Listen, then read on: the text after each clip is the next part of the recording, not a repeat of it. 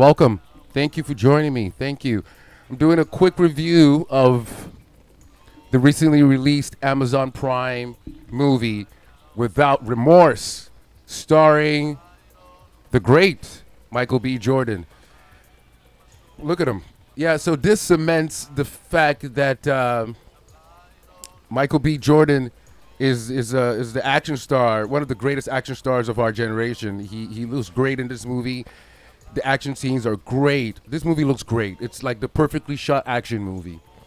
That being said, it's a very generic action movie. It's nothing special whatsoever, and it's in that sense, it's not the weakest Tom Tom Clancy produced entry.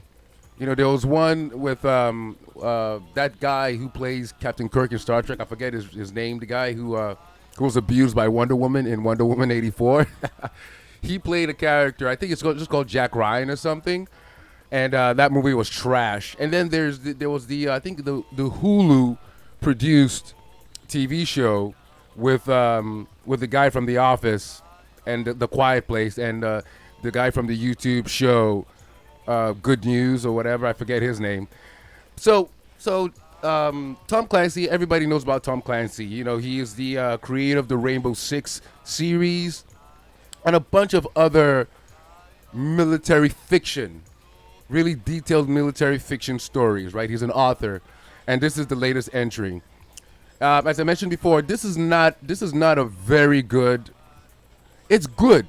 It's good enough. It's passable. It's entertaining, but it's not. It's nothing special at all. It's very passable. It's very passable. Um, Spoiler alert. Spoiler alert. I'm going to go right into spoilers because I don't think this movie. You could you could forego this movie. You could pass on this movie, right?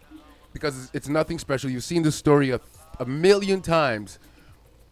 That is not necessarily a bad thing because, as I've said before on this channel, lots of times, stories are often regurgitated, right?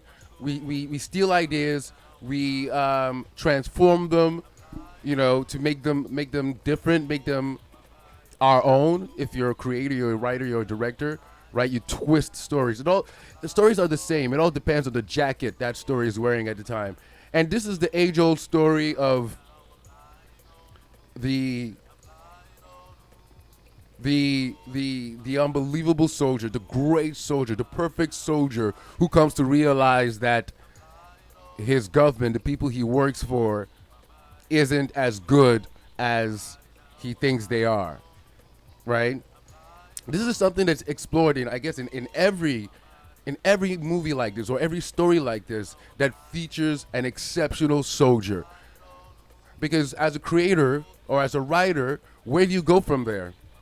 You have an exceptional soldier, all right? So now we have to push him to the limit. And what is that limit? The limit is the realization that he is exceptional, but the institution he works for isn't exceptional. So that's what's going on here. The action scenes are great. Michael B. Jordan has conviction, but this is very generic. It is very generic. There's a scene, the very first scene of this movie, where they're establishing that Michael B. Jordan is a badass. The very first scene, the CIA agent is talking to them, and Michael B. Jordan says, "Oh wow, great story," and everybody laughs, and then the CIA agent gets butthurt, and he asks Michael B. Jordan, he's like, "Oh, so you're some kind of smartass, right?"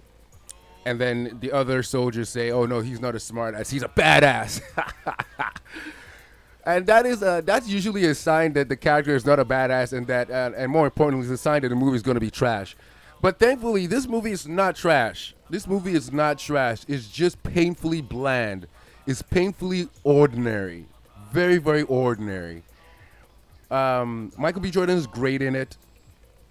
The story itself is very generic. It's like a generic action vehicle. You can put any typical action star in this role and it wouldn't make a difference, right? It'll just be, you know, another generic action movie. That being said, Tom Clancy movies based on Tom Clancy novels, are often very generic. You know, the best Tom Clancy adaptation that stands out in my mind is The Hunt for Red October with Sean Connery and Alec Baldwin. But when you think about it, other than that, there hasn't been anything great. I remember when uh, Harrison Ford was Jack Ryan for two movies, Patriot Games and Clear and Present Danger. I recently rewatched Patriot Games after I watched Without Remorse, because I often get into the mood for something when I watch something, and I get into that word. I'm like, I want to watch some more of that. Like, I want to watch some more Tom Clancy stuff. So I watched Patriot Games, and that movie is trash. That movie is trash. Everything is so contrived, right? It's about an ex-CIA guy who's a doctor who saves royalty, saves the queen's cousin. He just happens to be there when the IRA is attacking and saves him. And then everything else that transpires after that is just as contrived as that fateful moment, that very, very, contrived moment. So, like, it goes to show that, when you're young, you really don't know anything. So, Patriot Games is not a good movie at all. And I'm gonna watch Clear and Present Danger at some point, just because it's kind of it's two movies about featuring Harrison Ford about the same character, Jack Ryan. Something else this movie does, probably the best thing it has going for it, the most interesting aspect of Without Remorse, is the fact that it appears as though Amazon Prime is going to be doing a Tom Clancy universe, the Tom Clancy verse. And because, spoiler alert, at the end of this movie, after it has a post-credit scene, and that post-credit scene is all about how Michael B. Jordan's character, John Kelly, has come back to Washington to start a new multinational anti-terrorist group, an anti-terrorist task force, which he calls Rainbow. So anybody who knows anything about Tom Clancy, especially his work's foray into video games, you're familiar with Rainbow Six and all the Rainbow series of games. So that was very intriguing on multiple levels, on two levels in particular, meaning it's a post-credit scene hinting at more movies to come, probably a Rainbow Six movie or a Rainbow movie, and the fact that it has a post-credit scene like a Marvel movie. So that's pretty interesting. Right? So it's somewhat exciting, when he says, "Yeah, I want to start." He literally looks at the character, the CIA agent, and says, "I'm going to call the task force Rainbow." Kind of ham-fisted, kind of corny, kind of winking at the audience, winking at those in the know. So that's an interesting aspect of it, and I would like to see where it goes from there. I would like to watch a Rainbow movie, and with it starring, being headed up by Michael B. Jordan's John Kelly. So that's another interesting aspect of this movie. All right, so watch it if you really like military action stuff.